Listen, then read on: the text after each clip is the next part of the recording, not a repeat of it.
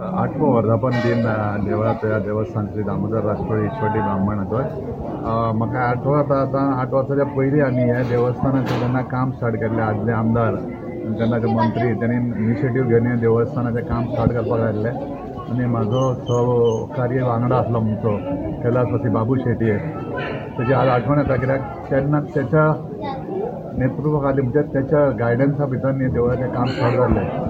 आज हे जागृत देवस्थान जाल्लें आहा ह्या मुरगांव वाठाराचें आनी ह्या देवस्थानाच्यान जो श्रावणी सोमवार निमाणे सोमाराचो नांव सुद्दां ह्या देवळांच्यान वास्को दामोदर देवळान वयता।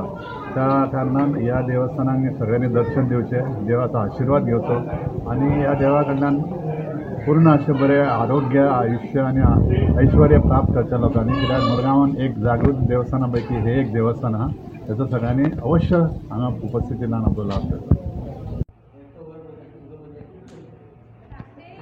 आमचो इश्वटी राष्ट्रोळी दामोदर राष्ट्रोळी इश्वटी ब्राह्मण देवस्थानाचो आयज 8वो वर्धापन दीस।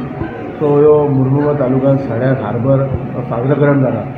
अध्यक्ष एज अ उत्सव कमिटी अध्यक्ष जाल्या कारणान आयज खरोखर एक जागृतताय आनी देवाचो आशिर्वाद खंय तरी प्राप्त जालो असो दिसता। कारण एक जागृत देवस्थान इश्वटी ब्राह्मणाचे खंय तरी संबंध मुरमुगांव वासीचेर पडचे तेजो कृपादृश्टी आसची आनी नेटान आनी उर्बेन सगळ्यांक सद्बुद्धी आयुश्यांत सदांच मोठी ह्यो धर्म सद्बुद्धी मनशाक सद्बुद्धी ना जाल्यार कितले देव कारण केले काय पावना। तो इश्वटी ब्राह्मणाक सगळ्यांक बरी मन आनी बरे विचार एक सदांच बरे आसता। उज्वल विचाराचे सगळे समज लोक बरे उज्वल विचाराचे आसले जाल्यार खंय तरी येणारा काळ बरो म्हणजे बरो उत्कृश्ट असो लोकांक फावो जातलो।